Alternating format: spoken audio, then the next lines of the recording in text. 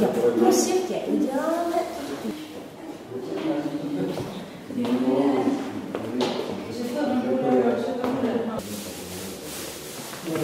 Já myslím, že můžeme začít.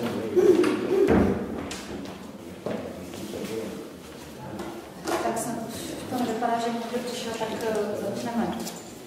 Dovolte, abych vám představila tady režiséra, dramatika, uměleckého šéfa divadla Petra Bezruče, Martina Františáka, který jsem přijal dokonce až z Ostravy. Dobrý den.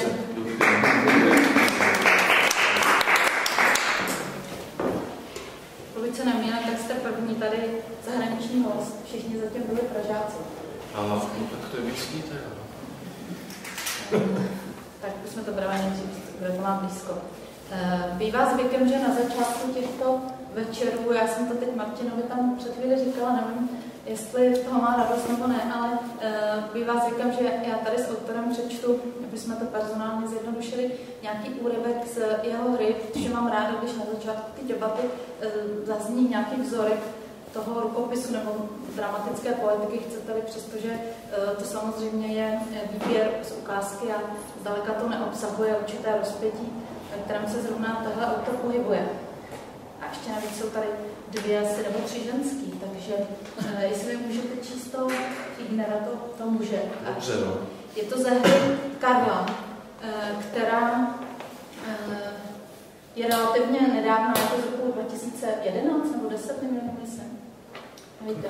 Ale rozhodně je to hra, kterou v loňském roce uvedlo Národní divadlo, totiž na scéně Kolovrad v režii Jana Kačera. A myslím si, že vy taky v tom roce 2012 dělali v Ostravě, že jsem to viděla ve stejnou dobu. Takže pokud se nemýlím, nevím jak v Ostravě, ale určitě v Národním divadle je to titul, který je stále možné vidět v tom Kolovratu. Vybrala jsem ukázku ze druhého obrazu té hry, takže relativně na začátku a odehrává se to na benzínové pumpě a ten mužský pár, co bude tady autor číst. To je obsluha benzínové pumpy, jak se to jmenuje, pumpař se to asi dneska neříká. Je to hra ze současnosti. Ta hrdinka se jmenuje Draha. Draha. Hned jak budu mít penízky, přijedu za tebou. Neplač, Karličko. Karlo. 10 minut, draho, to je za 500. Máš 500? Nemáš. Jsem tě musel vypnout od toho telefonu. Musel. Karlo, nepláč, slyšíš? Neslyší, vypnul jsem telefon. Ze zdi tady. Foukačky už jdou z noční, nedělej ostudy. Karličko. Bohuša s Martou už jdou, pojď, vypij si to kafe. Karlo, zapni to. Marta, dobré ráno. Co tak brzo? Draha, zapni ten telefon, nebo ti to zapálím všecko. Marta, co zase je, draho? Bohuša. Hoši, no to mě poser, to snad není pravda, já jsem tak nasraná. Draha, zapni to, nebo ti rozbiju výlohu u pompy. Marta, dovolala ses? Draha, jo, ale Karla plakala a ten hajzl to vypnul. Bohuša, co jí to vypínáš? Ať zaplatí jako vy, když chce děcku volat. Spe se bagetama v noci s Iskrenou šampusem a já, protože znám tátu v Praze, budu muset na ní platit. Není to moje děcko, tak ať se ona postará o svoje. Marta. Martine, na 100 a nech jí volat. Jak myslíš, tak volej, stejně to málo. Draha. Dobrý den, promiňte. Proč ne? Pláče? Mě odpojil ten debil tady, hajzl. Proč nedáte? Jak nedáte? Dejte, Karlo mi dejte. Vypnuli to. Tak ti, Fignere, děkuju. A teď sleduj. To máš za to. Bere disk na auto a chce s ním něco rozbít. Bohuša. Hoši, držte Drahu. Draho. Drží Draha. Vy, no počkej, ty vrahu. Ale to jsem se dočkal. Komu říkáš do vrahu? Vypadni ti povídám a do benzíny už mi nelez. Víš, kolik ten disk na rovera stojí? 10 000 korun. Marta. No tak, draho, on to s tebou nemyslel nikdy zlé. Bohuša. Nechý být, paničku, kdyby s náma foukala, měla by Karlu a všechno. Tak nemá nic a ještě se na nás zkouší vztekat. Vyhoďte ji ven, ať se maže projít na mrazu, to potřebuje. To jí udělá dost dobře, dost. Draha, počkej, Fiednere, počkej. Bohuša, hoši, draho, co chceš jít udělat? Draha, počkej, za to ty dneska můžeš. Ty za to dneska můžeš. Prosím tebe, draho, běž. Běž na hrot, Sluka s Fričovou dneska pokládají větve na hlínu, aby kytky v hlíně nepomrzly. Běž jim pomoct. Přivez nějaké zbytky z města. Větvičky až ze Švédska. Tak běž. Pozdravuj Sluka a Fričová ti dá nějakou korunu, když jim pomůžeš a ty máminy růže zakryješ. Běž. Nedívej se na mě tak ze spod, slyšíš? Zahlídá jako nějaký levhár. Vypál ven. Tak, děkujeme. To je ukázka ze hry jako Nepodařený telefonát tady matky s dcerkou. A ty další dvě ženy, které tam přišly, jsou zaměstnankyně místní sklárny, která má nějaký zaměstnanecký problémy a potom v té hře se úplně ten majitel zavře s absurdním odůvodněním, že se chce odstěhovat na měsíc. A zrovna tohle to myslím není úplně, je to myslím dobrá ukázka, ale abychom předestřeli celou vlastně povahu té poetiky, tak jsou tam taky takový jako metaforický, lirický místa, ale to jsou kus dál, museli bychom to tady číst ještě nějakou delší dobu. Takže to je jenom vlastně jedna část té poetiky. Já jsem si u vás četla nějaké informace a zjistila jsem, že jste na gymnáziu hrál v nějakých punkových kapelách. Jak jste se dostali divadlo od toho? No, přes vlastně underground. Tomu undergroundu patřili i paní učitelky dramatického kroužku, které v tom undergroundu byly, takže k tomu byl takový kousek, jinak by se asi styděl a nikdo by si divadlo nedostal. Ale... A vy jste na ten Gimpl chodil na Dovalskou Meziříčí? Dovalskou Meziříčí. Chodil jsem na stejný Gimpl jako Vojtěch Jasný. O pár let. O pár let později, no. A rovnou z toho gymnázia jste šel na jamu? Ne. To je taková vtipná historka. Já jsem odmítl jít na vysokou školu báňskou, potom jsem rezignoval na studia pedagogiky a potom mi kamarád řekl, že je to na jamu fajn, já to zkusím, takže jsem to zkusil a za rok jsem se dostal na jamu. Ale šel jste tam taky původně a to jste vystudoval, že na dramatickou výchovu, nebo nevím přesně, jak se tam ten jmenuje? Byl to obor, který vlastně se otevíral v Brně, byla to výchovná dramatika nebo dramatická výchova. S tím, že myslím, že byly přínosem první 2 roky, kdy jsme měli společné hodiny a předměty se studenty herectví. Což byly různé tréninky, etidy, improvizace. Tehdy náš ročník vedl pan Saša Pernica, jezdil za námi, pan Vyskočil. Takže vlastně jsem možná byl díky tomu osvobozen od takového toho urputného vedení k tomu takzvanému českému herectví mnohdy, k tomu kastování. Ale zase jsem si mohl užít v té škole tady ty řemeslné záležitosti. A když jste toho studoval, tak jste si myslel, že třeba budete hercem potom, nebo jste pořád si myslel, že budete učit tu dramatiku nějakým způsobem? Já jsem vůbec nevěděl, co budu. A vlastně být hercem, já jsem hercem byl, protože jsem hrál jednak v 2 představeních s hereckým ročníkem, se svým spolužákem, který byl jsem také na dramatické výchově, dnes slavným hercem Jaroslavem Pleslem. A vedle toho jsem hrál v Hadivadle, když Pavel Liška točil Idiota, tak jsem byl obsazen do takové větší role s Markem Danielem, s Pepikem Poláškem, s Manuškou Ludvíkou. To bylo v režii Jana Sedala, to jsme zase v tom undergroundu divadelního. Takže mě to nějak, ty věci plynuly a děly se. Že bych se rozhodoval, co budu dělat, to jsem nevěděl. Ale takže kdyby vám někdo dal jako nějaký trvalý angažmá jako herci, tak byste skončil utovaný spíš, nebo na nějakou budoucí kotvenu? To vzhledem k tomu jako partizánskému způsobu života moc nevím. Já jsem dělal v té době to, co mě baví. A měl jsem štěstí na učitele, jak na Rošta Golflama, tak i na zmíněného Pernicu, na Janu Sedala, na Jana Antonína Putinského, kterého bylo tehdy celé Brno. Takže já jsem neměl ani moc potřebu, ani čas přemýšlet, kam to, jakým směrem to půjde. Co ty věci nasměrovalo tam, kam zatím míří, tak to je osobnost Arnošta Wolflama, který se mě zeptal, co budu dělat, až udělám dramatickou výchovu. Já jsem řekl, že bych chtěl být režisér, že se zkusím přihlásit na přijímací zkoušky příští rok. On řekl, že si mě bere. Jsem šel za děkanem, řekl mu, že jsem napsal několik režijních knih, které jsem nikdy nenapsal, a stal jsem se vlastně režisérem díky ale autorskému psaní, které jsem měl navštěvoval. Takže vlastně přes to psaní jsem se dostal k režii. A ještě tamhle jedna vynikající osobnost v té době na škole, která teda pro mě hodně znamenala, to byl pan Švanda. Tak to je, myslím, takový běžný proces, který absolvují současní dramatici, kteří zároveň režírují, akorát se to u nich mnohdy neděje jako v těch školních podmínkách. Myslím si, že se to stane aspoň těch lidí, kteří tady byli, Petr Zelenka, David Drábek, vlastně Ivan Lanková je trošku ten případ. Akorát se to prostě u nich stalo až během té praktické činnosti, jo? Že najednou se ukázalo, že jako dramatici s tím nevystačí, nebo že mají potřebu si to sami stvárňovat. Velký vliv na to má, myslím si, vůbec současný český divadelní fenomén nebo přístup, totiž to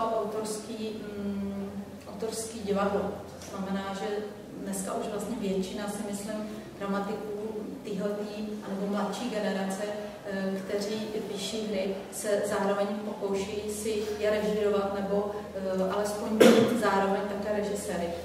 Neznám vlastně, nebo musela bych dlouho pátrat po někom, kdo je dramatik typu Lenky Lagronový, která prostě sedí doma, když to řeknu ošklivě, a píše hry a není v žádném vlastně profesním spojení s divadlem, s výjimkou inscenací, který ji někde uvádí pochopitelně.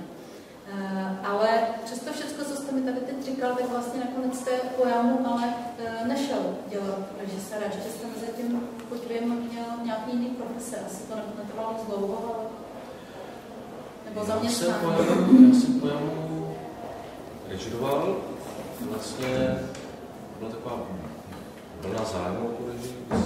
V divadle 7,5 představení Petr Koch o Bohuslavu Linkovi a především Suzanne Renaud.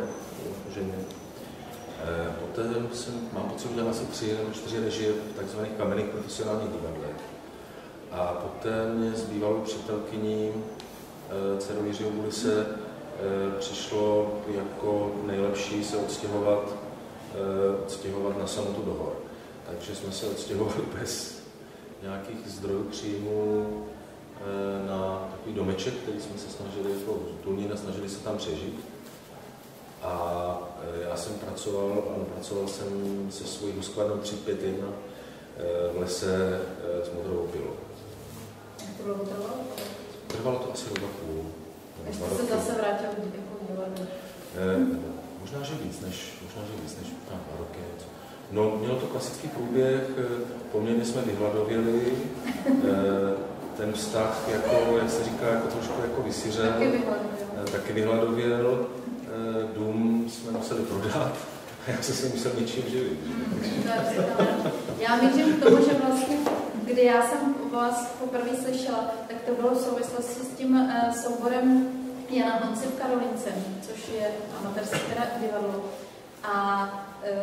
Ale pochopit, který uvedlo vlastně první vaši autorskou režii a váš text, který vzniknul vlastně kolektivní nějakou improvizací, nebo původně tak vznikal, hry, která se jmenuje Doma a existovala, asi to už nehraje už, v roce 2007 taková slavná inscenace, o ní šla právě řeč i do Prahy, a která získala různé ceny na divadelních přemítkách, tedy amatérů. Potom ještě v tom též roce se tohoto textu chopilo Národní divadlo a uvedlo ho společně s Jiráskovou hrou Otec v rámci jedné inscenace. Ta hra se jmenuje Doma a vlastně reflektuje poměry na tehdejší vesnici.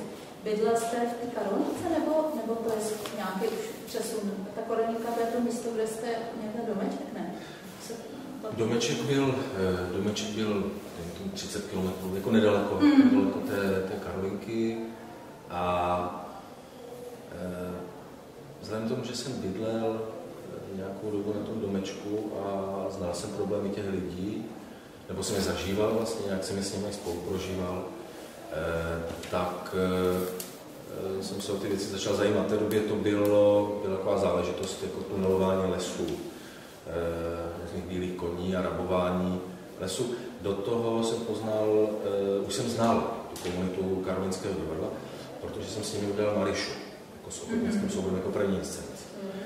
A v době, kdy to sebevědomé městečko s tradicí sklářství přicházelo sklárnu, díky důvodům, které v dnešní době vidíme na každém rohu, jak slyšíme, tak z toho zvláštního přetlaku a z toho neštěstí těch lidí a těch chlapů, kterých jsem si vážil, a výborných herců taky, jsem s velkým zaujetím začal psát hru, která je, ač mě bylo tehdy, mě nebylo 30, kolik mi bylo, a jim bylo třeba 50-60 a strávili v té sklárně celý život a žili v těch horách, měli svou zemitou pevnou filozofii, nebylo jednoduché, než mi k sobě pustili. Tak jsem pro ně začal psát, které je zajímalo. A vlastně tak to vzniklo v době krachu té obce. A já jsem si myslela, že to je nějaký, aspoň to jádro té hry, že je výsledkem nějaké kolektivní improvizace. Tak to není. Nebo oni k tomu nějak nepřispívali. Kolektivní improvizace byla v tom, že na mě čekali a já jsem jako psal. Tu jsem se někde ukryl, když jsem neměl napsáno, tu si mě nalezli, takže jako kolektivně to vznikalo. Ta hra vznikala asi roka půl. Funguje to do dneška? Soubor funguje do dneška. My jsme pak tu druhou moji hru Nevěsta, které možná ještě budeme mluvit, tak tu jsem tam inscenoval taky. Ta byla na Světovém festivalu amatérského divadla v Norsku, v Tromsø. V této chvíli směřuje ta hra jinak do Norska, každý, a ke sfilmování. Sfilmování u nás? U nás, ale ne tomu kresnému. Tak potom si můžeme ještě to čerstvé. Ale pokud ten soubor přes už má svůj věk. To znamená, když měli 60, tak už jsou to staří pánové dámy. Samozřejmě ta standardní věc, jako to je to naše moravské nebo českomoravské folianství, velký úspěch nejenom ochotníkům, ale mnoha souborům jako nemusí uspět. On se těžce nese, takže z toho se ten soubor jakoby tak milé rozštěpil, serval se tak hezky, takže všechno proběhlo jak má a já bych byl rád, kdyby to převzal někdo zase, byl bych rád, kdyby to byla Anička Petrželková, takže uvidíme, soubor čeká na svého režiséra. Tak to je zajímavé. Já vím, že jsem asi před rokem měla otevřený i jejich jako webové stránky, takže to říkám spíš jako informace pro vás, že se na to můžete podívat. Ale teď vlastně tu aktuální nějakou jako situaci jsem se nedívala. Ale pro vás byl takový impuls, že jste vlastně přešel potom do Brna, nebo v té době, jako a stal jste se uměleckým ředitelem divadla Polárka. To bylo paralelně se nějak prolínalo. Samozřejmě práce s ochotníky je magická, zvlášť s lidmi v horách, protože pro mě to byl ohromný zdroj vyprávění příběhů na několik her. V těch lidí je spousta materiálů, krásné. Ale živit jsem se něčím musel, takže jsem nastoupil do Brna, do divadla Polárka. A to je, pokud aspoň to je divadlo pro děti? To je divadlo pro děti. Ona ta cesta je vtipná v tom, že my s kolegou Mikuláškem po sobě přebíráme divadlo. To znamená, že já jsem nastoupil poté, co kolega Mikulášek odešel z Ručů a poté, co jsem odcházel z Polárky, kolega Mikulášek odcházel bez Ručů, já jsem šel bez Ručů. Takže jsme si předávali. Takže teď byste měli do rodu. Nechystám se. A byl jste tam 2 roky, pokud jsem... Já mám to, že to bylo víc, 3 roky. A pak jste se stal šéfem už tady v Ostravě u Bezručů, což je zase malinko jiný typ divadla, protože přestože, nebo ne přesto, nejenom, že to není divadlo pro děti, já teda si myslím, že i v Bezručů hrajete asi nějaký inscenace pro děti, ale je to pochopitelně standardní divadlo pro dospělí. To bych teda jako malinko vás upravil. Ta Polárka měla jednak ambici svobodného prostoru. A vedle té produkce, která není vůbec jednoduchá, je to výborná škola pro každého režiséra, takzvaně pohádkové, řekněme jako poeticky groteskní, mýtické a tak dále, tak měla ještě produkci černí, vedle toho měla ambici scénických čtení, ale což je důležité, já jsem měl takovou snahu do toho divadla dotáhnout a přivést ty nejlepší lidi. To znamená, že to byla éra, ve které v Polárce udělala 2 nebo 3 inscenace paní Latálská, Jan Štěpánek jako scénograf tam fungoval a vytvořili jsme Marišu například, taky v Polárce, asi 3 večerní představení, takže v té době byla Polárka takovým živým komunitním ostrovem, jako sebevědomým a poměrně ambiciozním v Brně. Pravda je, že všichni ti lidi za těch 11 nebo 12 tisíc v tom divadle skoro žili. A byla to výborná škola. A proč jste přišel do Ostrohu? Protože jsem tam měl ženu. A dítě. Já si myslím, že jste tam od toho roku 2007 v Ostrově. Ano, teď tam budu, ukončím 6. rok. To je dost avantgardní divadlo, můžu to tak říct, když já to taky neráda používám v současnosti, to slovo má mnoho významů, ale dejme tomu, že víme, o čem mluvím, který je poměrně výrazný na té mapě českých a moravských divadel. Co je váš nějaký dramaturgie nebo divadelní poetika vašeho srdce pro tu vaší funkci, řekněme, nebo pro to, kam to divadlo vedete, co vás zajímá při výběru inscenátorů a titulů? Tak samozřejmě stejně jako Jan Mikulášek, tak i já jsme měli snahu, aby věci, které budeme s tím souborem jako vytvářet, přinesly určitou svěžest, možná i nějakou tu čerstvou krev českého divadla. Takže vzhledem tomu, že za tu dobu máme dramaturga až teďka tuhle sezonu, takže jsme fungovali bez dramaturga. Vesměs s dramaturgy pohostinskými. Se na Ostravě dramaturga nebo člověka, který tam chce žít, není jednoduché. Těch liní by bylo asi několik. V první řadě jako pro mě to byla linie z regionální linie těch autorských věcí. Tam mám radost jako z práce s Janem Balabánem, který u nás dělal, radost ze spolupráce Januše Klimši a s Ivanem Lancmanem. To je asi jedna, do této misky bych teda přispěl já třeba Karlovou, to nevěstu, dvě moje věci. Potom si myslím, že pro mě to byly, pro ten soubor, to byly věci, které nabízely na tom severu herecké příležitosti.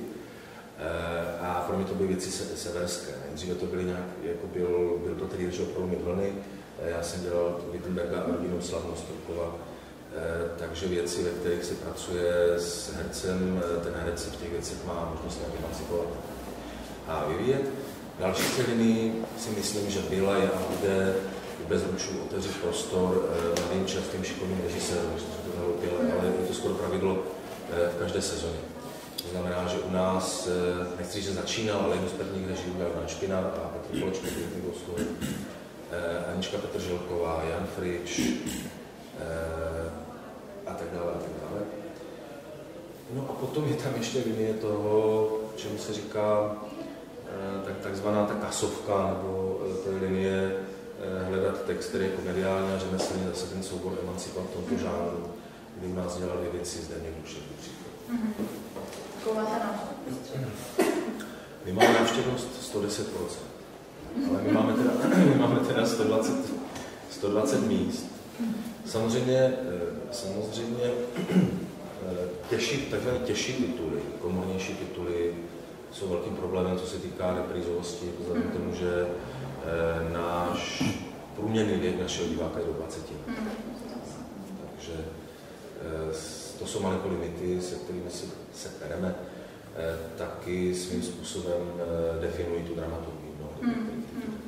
No, k tomu jsem právě samozřejmě mířila, že když já teda jsem jezdívala na tu přehlídku ostravských souborů, která se jmenuje Ostrava už před lety, takže tu aktuální situaci neznám. Vlastně jsem ani nebyla ve Zruču v tom nově zrekonstruovaném divadle, takže jsem tam byla poměrně dávno, ale říkala jsem si, že vlastně je to divadlo taky tím, že to je malý prostor, že to je ta prostě maloformální poetika, jak se tomu v teatrologii říká. To je většinou bývá zaměření jako generační divadlo, často pro mladé lidi. A takhle začínají všechny ostatní divadla na Zábradlí třeba. To se dost často tak jako pojí. Takže si myslím, že právě v této fázi nějak se to divadlo Petra Bezruče teď nachází. Mimochodem, teda to jsem zapomněla říct, ale asi už je to pasé, už nehostujete vy jste lidem v celé dní. Já jsem tam byla taky se podívat na něco a něco jsem nedělala už někdy. A pokud si teda nemýlím, tak to mělo velký divácký úspěch. Vzpomínám, že tady byl Filip na 2 inscenacích a že teda no, myslím si, že to byla taková ukázka velmi progresivního typu českého divadla nebo vůbec české režie, ty inscenace, které jste tady převedli. Ale vraťme se k vám jako dramatikovi. Jste radši, když tu hru svou vlastní nastudujete sám, nebo je pro vás nějak inspirativní do budoucna, když ji režiruje někdo jiný? Já s tím mám problém. S tím, když se toho kopí někdo jiný? Ne, to s tím problém nemám. Já mám problém s těmi ochotníky, kteří jsou v tom regionu, kterého se ta témata živě dotýkají. To jde paradoxně jaksi rychleji, než s těmi herci, kteří provedou 5 premiér za rok. To znamená, že já, když to napíšu, tak, ale je to taky výzva do budoucna. Jako pracovat na tom textu tak, aby byl vyložitelný pro ty herce. Problém je, když si ho člověk, nebo já, když si ho napíšu, tak je mnohdy vidím. A nemám jako kdyby už schopnost tu věc analyzovat a nějak strukturovat. A vidím ji převážně jako postavy, vidím živě, ale vlastně mnohdy jsou to asi nějaké tu vědomé, tu trochu nevědomé záblesky toho ducha nebo koho nebo čeho, toho autora. A není to moc, bych řekl, jako asi, nebo pro mě zatím to není moc jakoby příjemné odpovídat na otázky, na které lépe jsem hledal odpovědi u jiných autorů. Takže, abych jsem to správně pochopila, takže když sám režírujete v standardním profesionálně uměném divadle svoji věc, tak trochu narážíte na nějaký prostě problém komunikace nad tím textem. Já myslím, že to je problém komunikaci, ale možná je to otázka taky určitého sebevědomí tomu textu. Abych řekl pravdu, vlastně tím, že to napíši, tak vlastně jak si podle očekávám tu dobrou vůli u těch lidí a dávám jim velikou svobodu. Protože si pořád říkám, že to jejich pochopení a ta jejich svoboda to může posunout někam dál.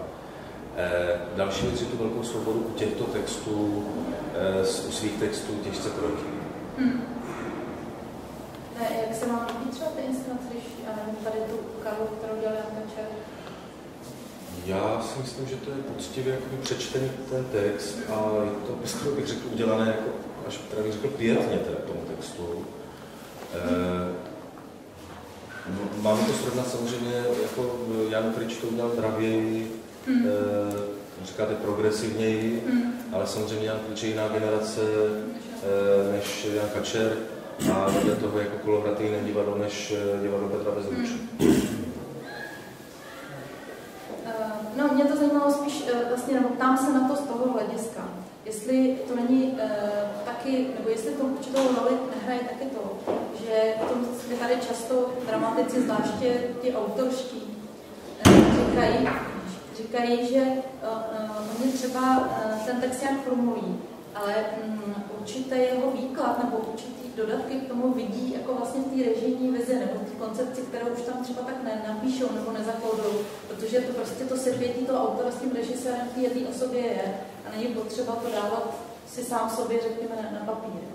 Zcela konkrétně po nějakém přemlouvání bych se chtěl k tomu odhodlat k realizaci svého textu a za jednoho předpokladu, že na tom textu budu pracovat, ne na tom textu, ale s tím textem budu pracovat dejme tomu rok s dramaturgyní Ljubkovou, které důvěřuji, která známe věci a pracovat velice konfrontačně. Jestliže ucítím toto logos v tom, tak si myslím, že by se do toho mohlo ještě jít. Ale to, co říkáte, je to problém. To by tady říkali jako všichni. Třeba jako to je specialita třeba Petra Zelenky, který nechce dát tu hru z ruky a nikomu ji přečíst, než se setká s tím souborem. Protože jednak oni mu třeba k tomu řeknou třeba i prakticky herci nějaký poznámky, že by to řešili jinak, nebo něco. A druhý, že on najednou, když to začne jako zkoušet rodině, tak tam vidí určitý posuny v tom textu, který by jako režisér řeší trochu jinak. Takže to tam jako ex post nebo v průběhu toho zkoušení v tom procesu ten text ještě dodělává, on nějak vzniká a teprve, když to celý dožene do premiéry, tak vlastně i ten text, nejenom tu inscenaci, prostě srdcem a tak dále, považuje teprve za hotové. Myslím si, že asi v tomhle případě to tak je v divadle vždycky, i když nedělá režisér svůj text, ale přes cizí text, ale nějak ho prostě přepracuje a upravuje pro tu inscenaci. Ale tohle to je prostě širší, větší, hlubší, bytostně na tom založený. Bez toho by to nebylo. On sám není schopný prostě rozdat ty party a říct ty prostě půjď takhle a takhle, to není schopný a nechce to, jo? To je jasný. Já si ještě myslím, že ten problém, že ta věc jde rozšířit na vůbec autorské divadlo. Že ty dobré věci v autorském divadle, nebo které vznikly z autorského divadla, vznikaly v divadle, které měly určitého komunitního ducha a slyšeli na podtexty, měli svůj jazyk a tím jazykem autor píše, komunikuje daleko rychleji s těmi lidmi a ta věc se naplňuje. To vlastně ví, že kolikrát je problém dobré věci z určitého autorského divadla, která se přenese, dejme tomu, do takzvaného kamenného divadla. To je většině problém v českém divadle, to je pochopitelné. A posledně tady byl Míra Vambušek, vlastně, když jsem hovořila o tom tež, on je taky ten typ autora, který teda tam píše o listiku toho textu jenom půlku, jo, ne až teda příznačně v tomhletom jako skoupej. A bavili jsme se, tady jsem taky četla nějakou ukázku, bavili jsme se o tom, a on pak říkal, ne, počkej, tam je to trochu jinak. A teď se ukázalo, že já čerpám jenom z toho textu, ale on už čerpá z toho, jak to zrežíroval, jak to v té inscenaci bylo.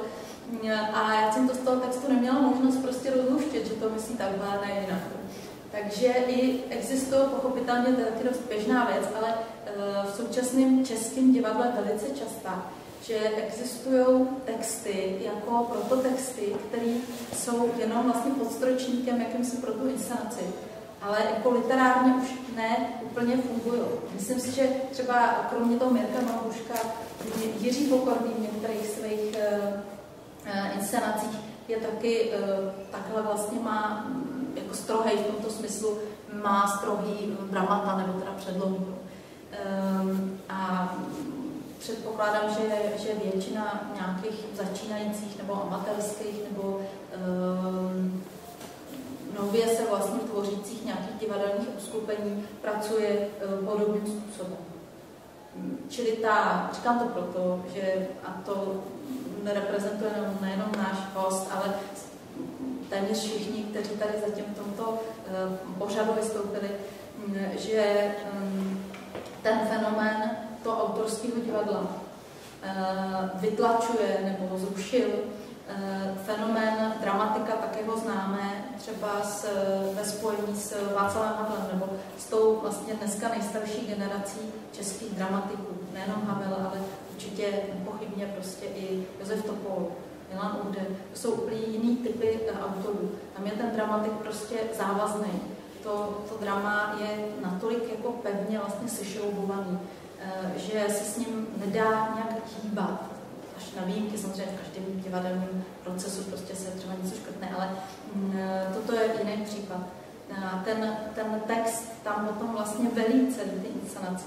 A všechny ty ostatní komponenty, který přinášejí herci, nebo režisér, nebo scenograf, nebo prostě jenom ten pohyb prostoru v kontaktu s divákem, tomu musí sloužit. Samozřejmě jsou režiséři, to tady nechci zabíhat do odboček, který to dokázali obejít a dokážou. A myslím si, že takovým příkladem tohoto je právě Petr Lédl, který nechci vzal, co si vzal, tak vždycky si to vlastně uspůsobil hodně sobě. No. Až tak, že to prostě bylo pro třeba divadelní veřejnost nepřijatelné. Ale to je přeci jenom doba vzdálená, nevím, 15 let. A od té doby, myslím, právě ta situace v Českém divadle postoupila směrem tady k tomu výraznějšímu autorství. Ale pojďme k vašim hrám.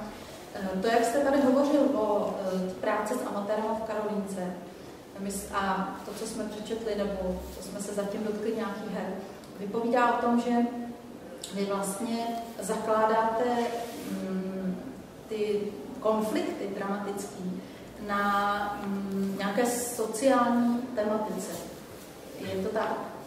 Jo, že třeba jste říkal, že jste vycházel z toho, že tam rušili tu sklárnu, což se tady promítne potom do té hry Karla, nebo že tam plundrovali lesy, což je zase motiv, který se objevuje v té hře doma, kde vlastně jde o pokácení nějakých stromů na cestě, která spojuje dvě důležitý vlastnické lokace, pokud si to dobře pamatuju.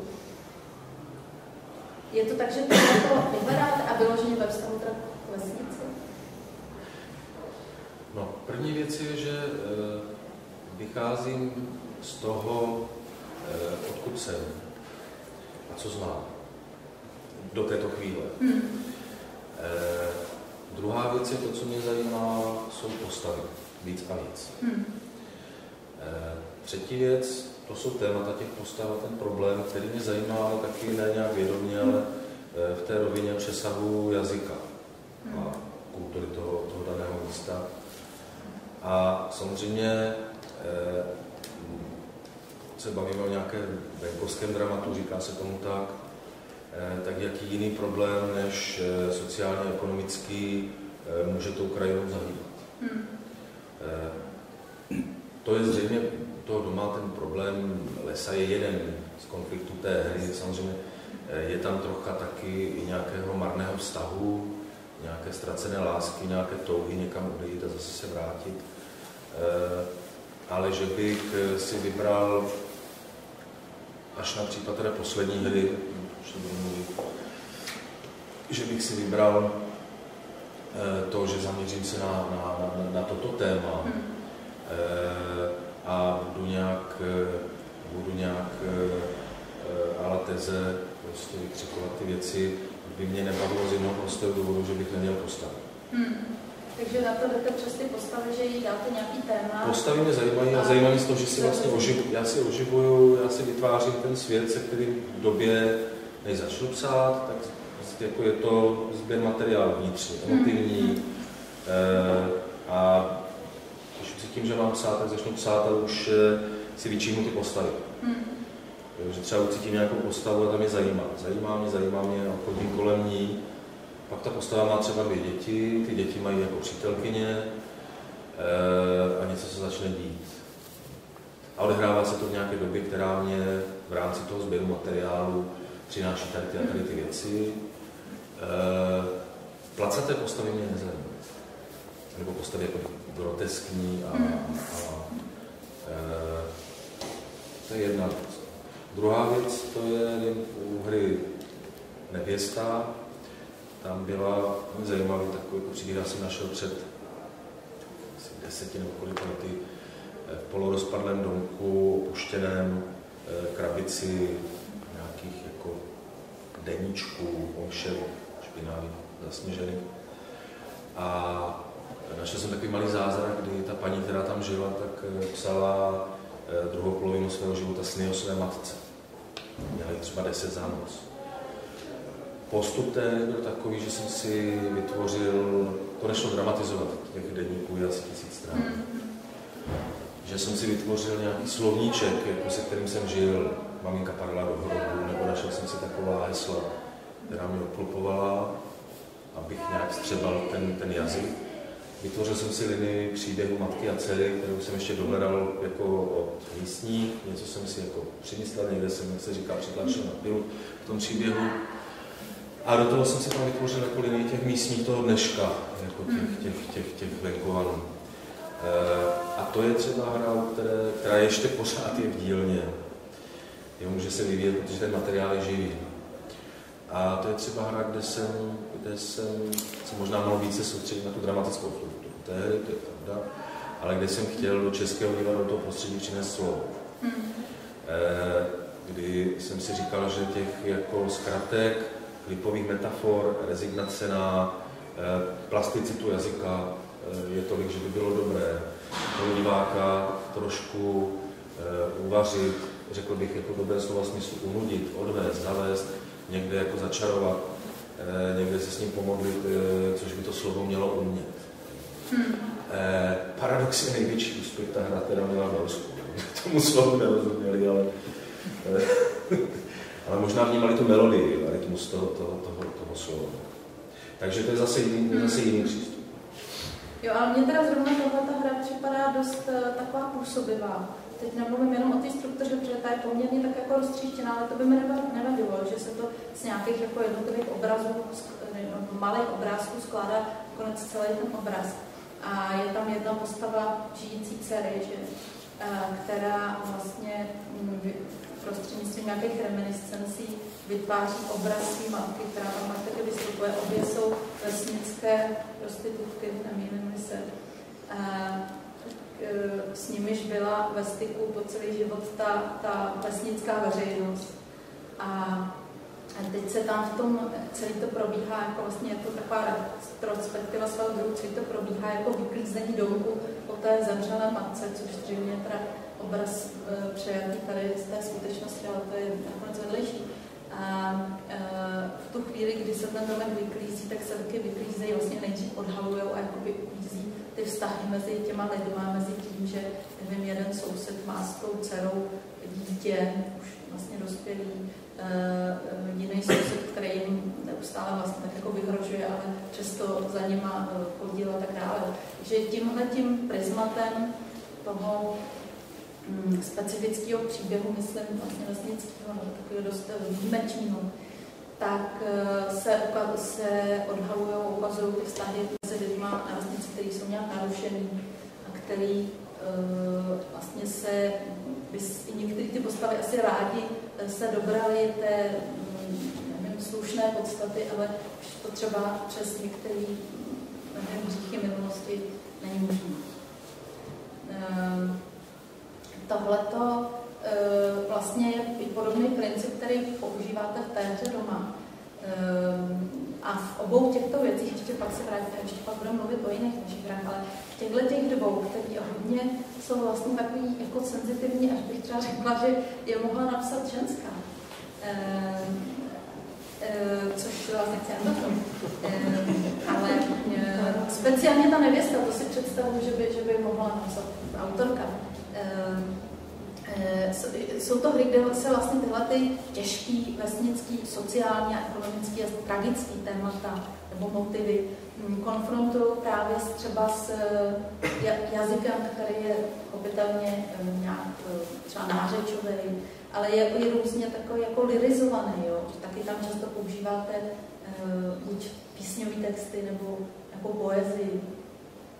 Takový vlastně to je svým způsobem koláž, ten jazyk. Já myslím, že poezie je teda jakoby... Mně to přišlo jako vysoký pasáže jako volným veršem. Ten jazyk, no to je ten jazyk jakoby je ozvláštněný, no. Ne, že bych nad tím ozvláštňováním trávil jako noce, ale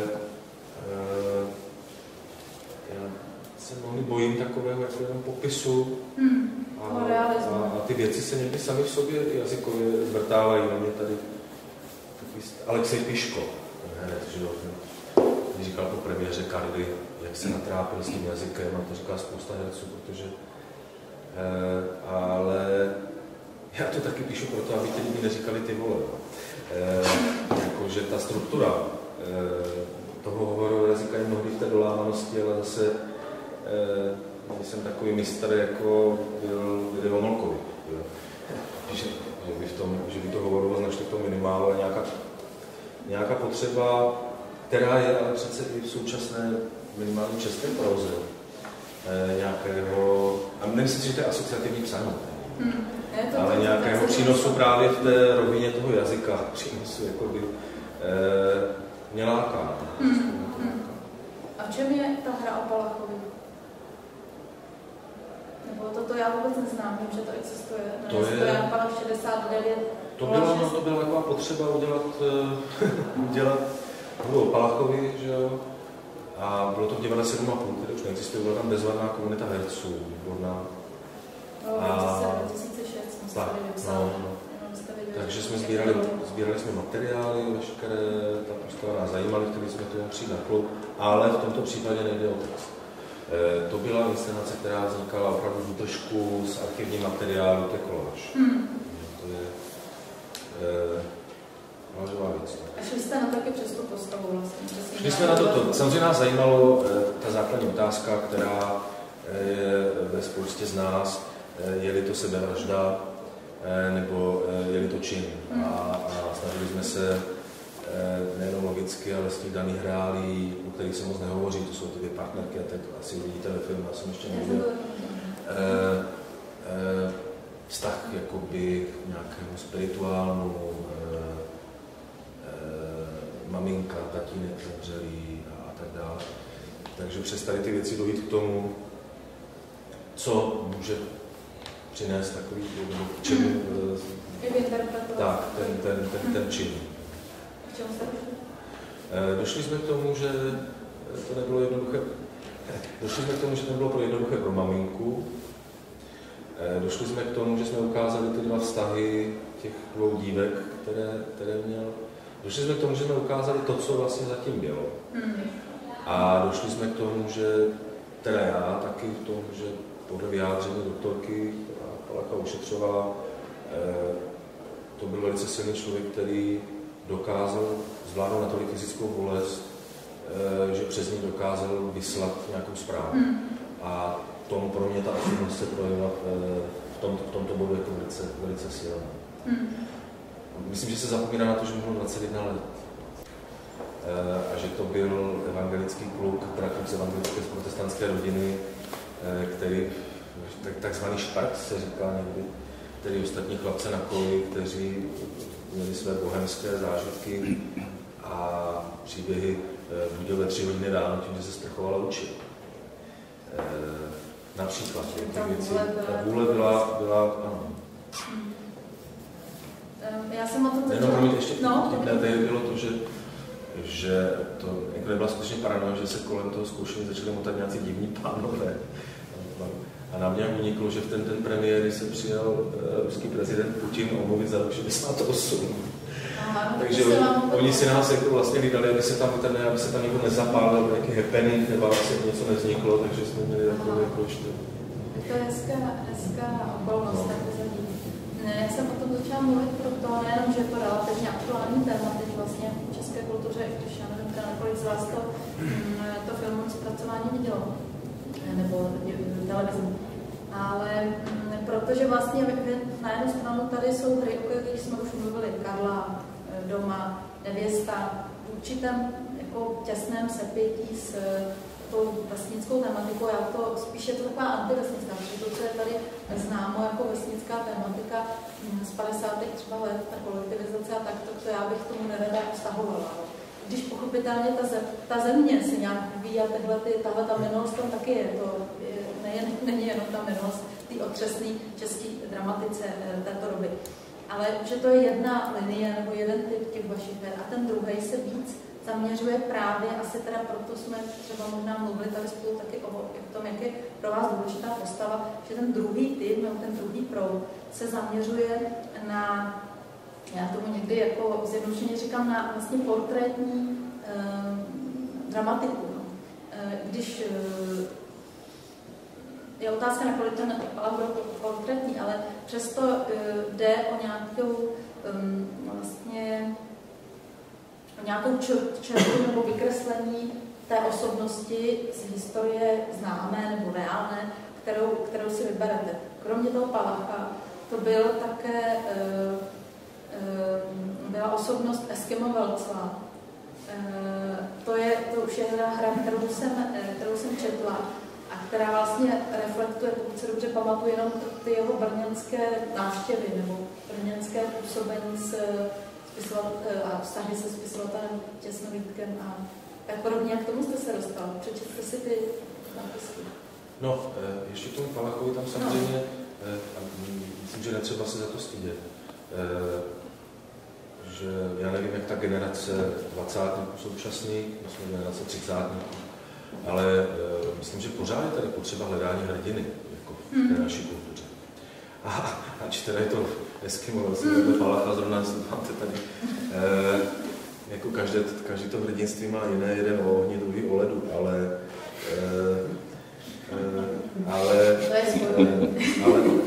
zkusit najít příběh, kde by, asi mě to s tím způsobem určitě to Palach jako fascinovalo, jako to téma oproti té společnosti. Možná to vzniklo i z takzvané, jak se říká, nějaké tedy nasranosti, protože se vyjádřil, nějak se spekulovalo, premiér Topolánek měl nějaké názory a Lupič Stanislav Gross taky měl nějaké názory, kdy s takovým určitým despektem někteří hovořili o tom Palachovi, někteří toho Palacha zase jako vynášeli a priori za hrdinu. Tak možná z toho důvodu vznikla tady je to spíše dokumentární divadlo. Já jsem se na to chtěla právě zeptat, protože já jsem to neviděla, tu inscenaci. Jak vidění natočila brněnská televize. Každopádně, ale když jste o tom tak mluvil, tak jsem si udělala představu, možná, že se mýlím, je to inscenace, o které jsem tady taky hovořila, která se jmenuje inscenace právě Jiřího Havelky, která se jmenuje Já hrdina. A je to taky takovýhle dokumentární kaleidoskop obrazů týkající se kauzy Mašíní, kde on skutečně bere ty protokoly o vyšetřování této věci a podle nich inscenuje já nevím, ty přepadení prostě na policejní stanici, ale pak do té hry vstupují i vlastně různý mediální odkazy a názory a různý jako materiály, který ještě jinak dohledal. Takže je to opravdu taková tříšť různých pohledů. A já jsem si, když jsem na to šla, což nevím, jestli je úplně podobný s tím Palachem, tohle bude asi ostřejší nebo takový vyhraněnější ty Mašíny. A nevím vlastně, jestli to ještě hrajou, protože to je inscenace Disku z Loňského, tuším, už to nehraje vlastně. A když jsem právě na to šla, tak jsem si říkala, že vlastně asi mi bude vadit, že oni to nějak vyloží jedním nebo druhým způsobem a že já budu proti tomu. Ale vlastně ukázalo se, a mě to mile překvapilo, že oni vlastně s tou interpretací toho činu nebo té skutečnosti nechtěli mít moc společného. Oni to vlastně jenom tak skoro až brechtovsky přehráli. A nechali na divácích, jak se utvoří ten názor. I když pochopitelně ten režisérství může různě manipulovat tím, že tam třeba u nich bylo hrozně moc ohlasů z nějakých sociálních sítí nebo z takových těch internetových debat, které jsou mnohdy sprostý a zlý a nedá se to vlastně, když se to tam hodně použije, tak to jako dost ukazuje teda ty metody vůbec, ale tak to tam třeba z toho bylo hodně. Ale to, co vlastně se mi na tom divadle jako tohoto typu líbilo, že to skutečně otevíralo otázku do toho publika, jak se k tomuhle tomu postavit. Bylo to taky v tom Palachovi? Nebo to bylo mírnější? Nebylo to mírné, bylo to docela, jako, bylo to zvláštní. Po premiéře bylo to mrazivé, bylo to jako katarzní představení. A takže lidi odcházeli mlčky. Potom nám přicházely nějaké dopisy a ohlasy, bylo to vnímáno velice živě.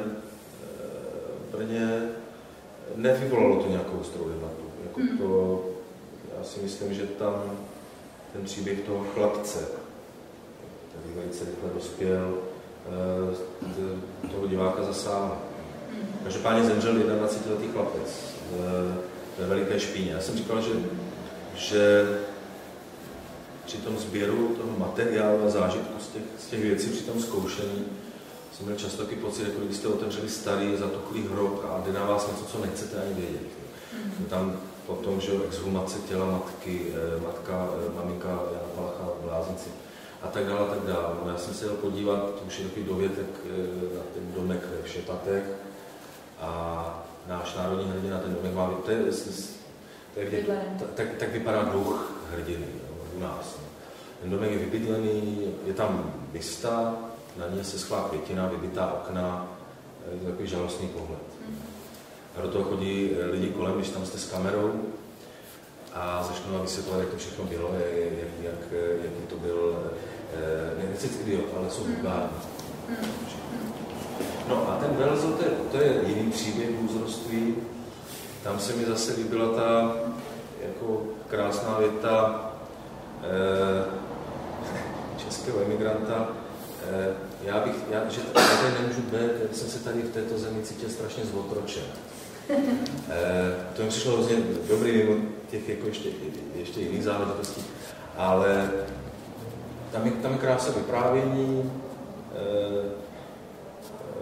pábení, fantazírování, myslím, že to bylo, ale to asi vedle toho Palacha to tak principiálně já to chápu, že vás zajímá nějaká prostě osobnost, to pochopitelně nemůžeme stavovat Palachovi, ale další teda, abychom ještě přeskočili dál, další takovou pozornost jste věnoval Karlu Čapkovi, nebo bratřím Čapkům, protože tam vystupují oba ve hře, která se jmenuje Věc Čapek, která je v současné době na repertoáru Kolicperova divadla. Co vás přitahovalo na Čapcích nebo na Čapkovi? Ten nápad byla to výzva od Davida Drábka a já jsem přizval ke spolupráci Ivana Motýla, básníka, se kterým jsme dělali inscenaci Bezruč společně s Janem Balabánem. Co mě přitahuje jako na Čapkovi? No, tak mi to samozřejmě přijde jako jedna z nejvýraznějších a nejsvobodnějších osobností české kultury. Tak jako s pro mě velice zajímavým životním příběhem. To pozadí toho vyrůstání v horách, babička, která byla spiritistka, maminka, to jsou takové ty bulvární věci, ale maminka, která byla skutečně hysterická. To, co neznáme, to, co formovalo tu osobnost bratří, bratra, který se pokusil o sebevraždu, každé z těch dětí se mu vlastně pokusil. A potom vlastně v 20 letech tvořená osobnost společně s bratrem, která jde svobodně, bych řekl téměř evropským dětem. No a samozřejmě jako trpký závěr Evropy a trpký závěr Karla Čapka v českých poměrech. Samozřejmě tam je třeba přiznat si jednu věc, že po ten příchod do Prahy, jak si po to dospívání, ten materiál jsme byli schopni obsáhnout. To se tam polovina hodně vlastně. Polovina vlastně, ano. Ve chvíli, kdy Čapek existuje, funguje, žije v Praze s pátečníky, kdy se do jeho života dostává politika, filozofie, společenské dění, které pro divadlo je možná dějové, ale jinak. Tak na těchto věcech jsme si malinko vylávali zuby. Uznávám, že jak česká kritika to milovala, asi udělat pátečníky jako tlupu indiánů tančící kolem totému Masaryka nebylo nejšťastnější. Ale stalo se. Mě to nervy nedrásalo, rozhodně, já jsem ten co viděla, i jsem četla ten text. Řekněte nám, jak to, co zamýšlíte s tou nevěstou ve filmu, nebo protože to není tajný? Není to tajný, nevěsta je zvláštní záležitost v tom, že, jak jste řekla, ten příběh je o dceři, která hledá svoji matku a nachází pomocí těch deníků. Mně se asi před měsícem ozvala, tak mi plní takové sny, paní Zuzana Lapčíková, která hrála ve filmu režiséra Kadlenky 80 dopisů. Ten film dostal ceny v Evropě a tak dále. A po roce a půl hledání teda našli námět na nový film Nevěsty. Takže teď jsme ve chvíli toho, kdy to klepou, že ve stát je jako asi budoucí spolupráce. A měla byste ten scénář psát vy? Jo. No a další věc je, že Norové projevili zájem o inscenování té hry, ale nějak jsme zamrzli jenom v komunikaci díky. Takže už to je přeložený, nebo ještě není? Je to ve fázi jako dohody překladu.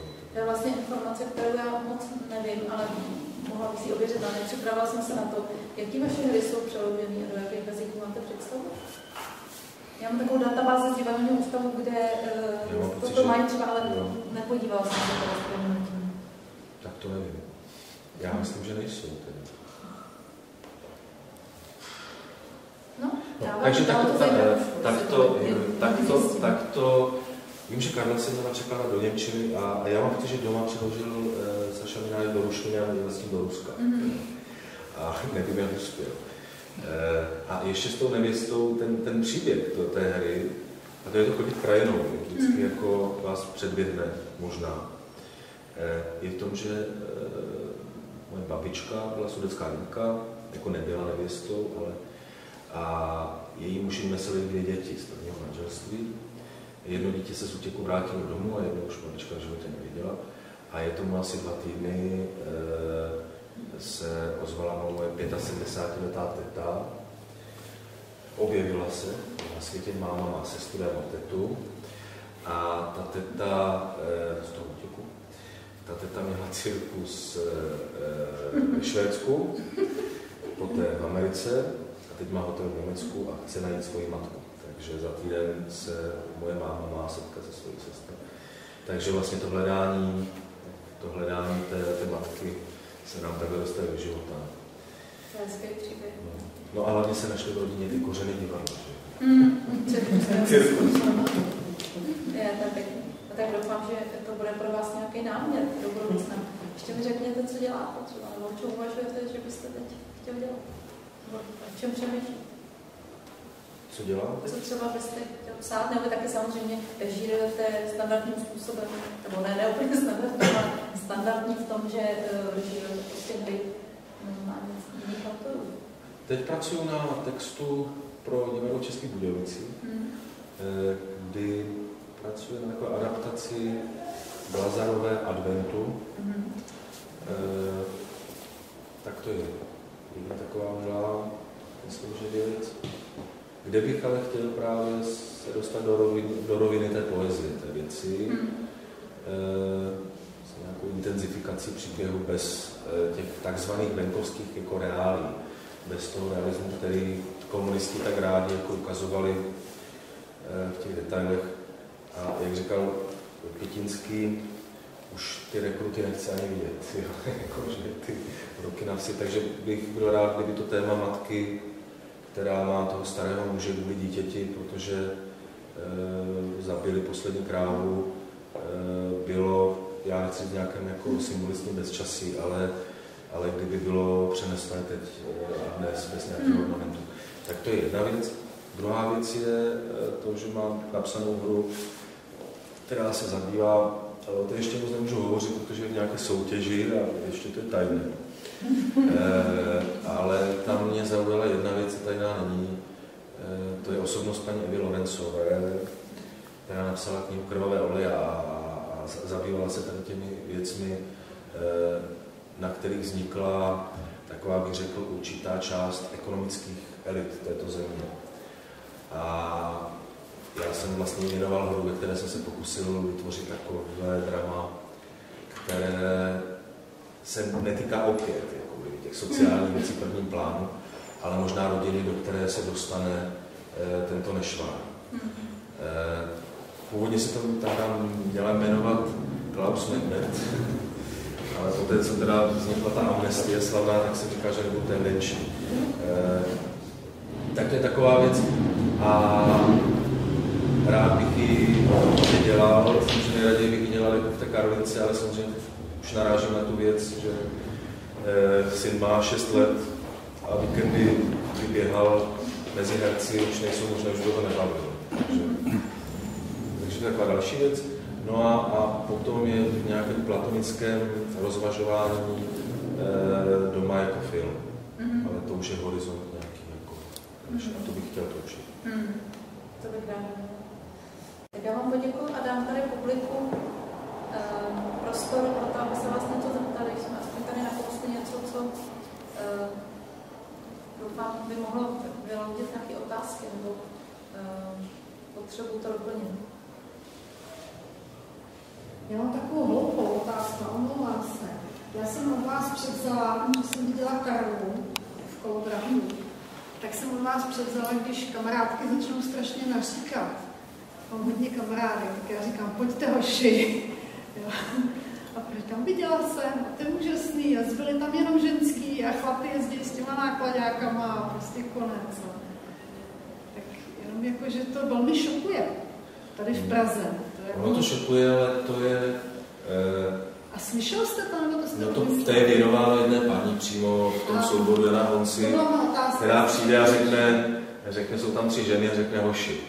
My jsme tady na začátku četli z toho ukázku právě na místě, kde se nepohodí. Ona to neříká tedy, ona to teda neříká pořád, ale vlastně ta figura trošinku tam je inspirace tady to paní. Jinak to ženy moc neříkají samozřejmě. No. A tak jsem si říkal, že když ti chlapi odjeli, takže si ty ženské říkají hoši. No. Já jsem nikdy teda neviděl, že by třeba byli 4 o samotě a řekli si to. Ale byli tam jeden chlap, tak řekli hoši. Tak jsem si říkal, to je prostě... Ale říká to podle toho, že asi hodně miluje svého manžela, to dochází. Protože ten to říká taky. Jo, takže asi... No, ono je to vlastně jako velmi chytré, protože já se jako zabývám češtinou a slovo hoch, to už téměř to nikdo neřekne. Jako to, jo, tak jak to se mi jako moc líbilo, jak jste tady vysvětloval, že se snažíte vytvořit ten neotřelný jednohrovný jazyk, že vlastně odtud to přichází. To je hezký nápad, protože ty mužský by se oslovili jinak, že my se to vlastně dneska. Ono, samozřejmě, snažit se vytvořit nebo přijmout ten jazyk těch daných míst, k tomu je zapotřebí jedna věc, být tam aspoň jako měsíce do toho být tam a vlastně tak, jak Janáček si psal na zeleném trhu, tak si ty věci naposlouchat a dostat do krve. To je hrozně těžké. No. Ale pravda je, že moravština je ohromně jako muzikální. Že to je, v tom je, ty vokály jsou krásné, není stakatová, jako, a umí mistrovsky pracovat se zkratkou mnohdy. A to bych byl velice vulgární. Já bych se to u těch mužů dokázal představit, že jako oživení, když šéf končí poradu děvčata ke strojům. Může tam být jenom ve škole samozřejmě jich víc, ale když se prostě udělá na konci briefingu ve firmě, no proč ne, jo? S tím slovem tedy ještě před měsícem jsme měli premiéru v Uherském Hradišti Ibsenovy Nory. Budete mít cestu, tak jste zvládli. A mě v jazyce Ibsena velice bavilo ty herečky po ránu oslovovat dobré jitro děvčata. Jo? Když to nepoužívám na slovo, že oslovit herečky děvčata, to je velice příjemné. Byli trošku zaražené, pravda? Jestli se neděláte legraci. No, já bych se zeptal takovou biografickou otázku, jak jste se vlastně potkal s Martou Lubkovou? S Martou Lubkovou? S Martou Lubkovou jsem se potkal přes její práci o Maryši. Marta napsala vynikající studii, kde srovnává těch 6 verzí o Maryši a tak dále. A potom jsem se s ní setkal a oslovil jsem ji na spolupráci v Bezručích na inscenaci Jo. Tak Marta dělala dramatizaci a tam jsme spolu nějak začali spolupracovat. Tak jsme dělali tu větrnou hůlku a na té větrné hůlce já jsem si právě říkal, jestli vás naláká něco z té české literatury, jako to 19. století, tam je tolik věcí, velmi rád jsem třeba teď slyšel teda o té Vlaze od vás. A jako vzít třeba něco ze světlí, nebo to jsou drama. Já si myslím, že ta cesta jakoby je... Tam ještě jedna věc, jenom já vlastně po 6 letech jsem se rozhodl své angažmá ukončit bez Bezručů.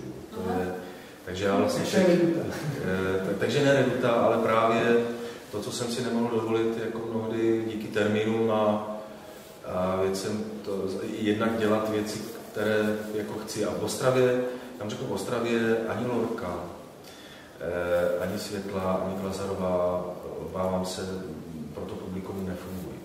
A není to jenom můj názor, ptal jsem se starších divadelníků na ty poetické věci. Samozřejmě ten režijní přístup Honzy Mikuláška je velice razantní a jde velice na ruku tomu mladému divákovi. Ale dramata těžšího kalibru nebo nějakého poetičtějšího gesta ty naše diváky moc nebrali. Takže teď se těším na to, že si splním pár snů taky. Otázka, jestli to té Ostravy, protože zdá se mi, že máte radši tu Karolínku a tam to okolí. Tak já nevím, jestli propojit Karolínku a Želany, želářskou tematiku. Že jo, v Ostravě nemožný, samozřejmě. Ale já nevím, jestli to je nemožné, to jako nevím. Zase třeba Květa Legátová, to je taky případ. No, to je zase jinak.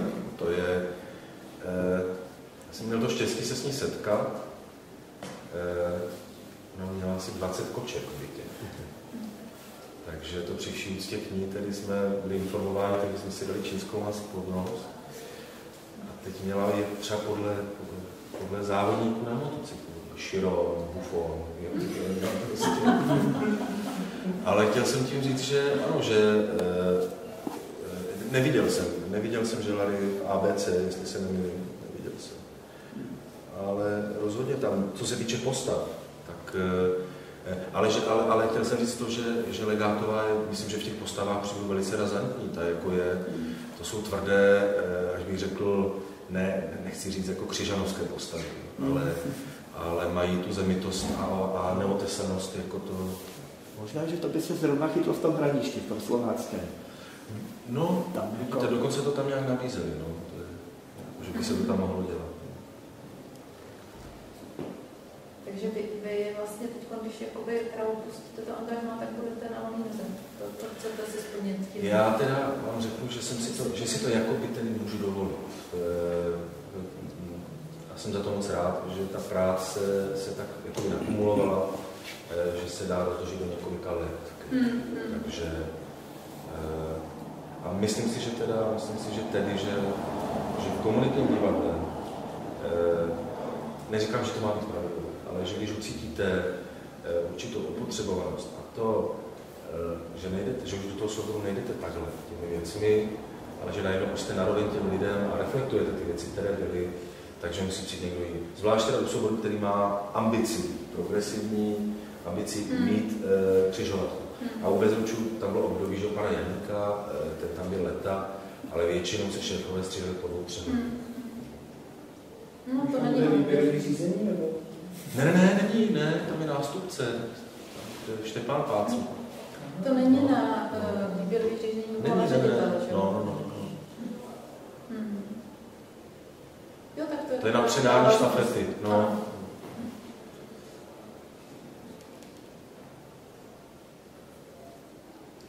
A můžu ještě možná poslední dotaz k té filmové a divadelové režii. Vlastně mi přijde, jako, že to vidíte tak jako bez problémů, že umím to a budu dělat to.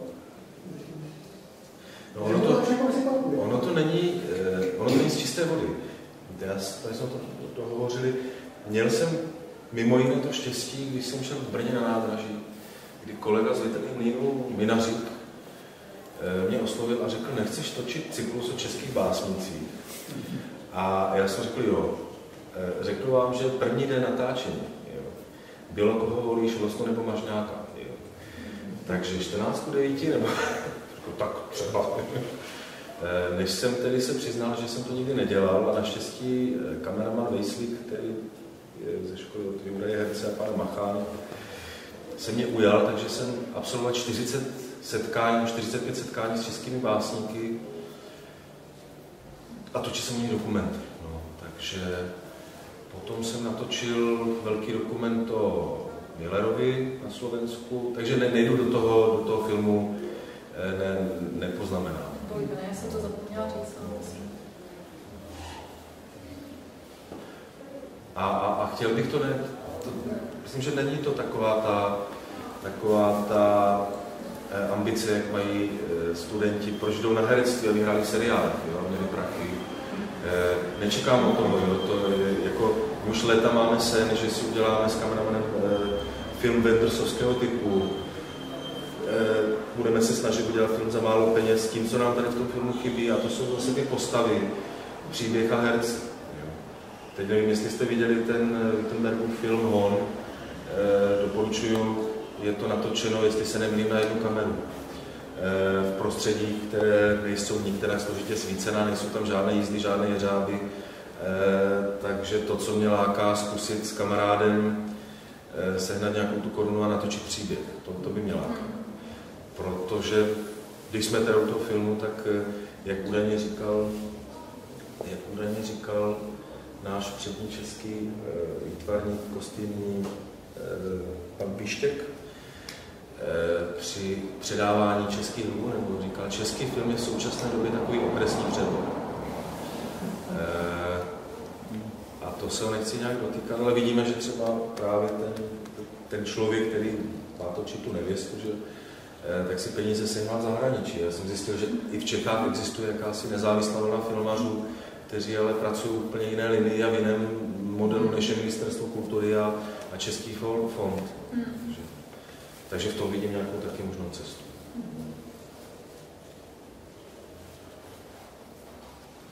Pak, když už nemáte žádný dotazy, tak já autorovi moc poděkuju, že nám přijel.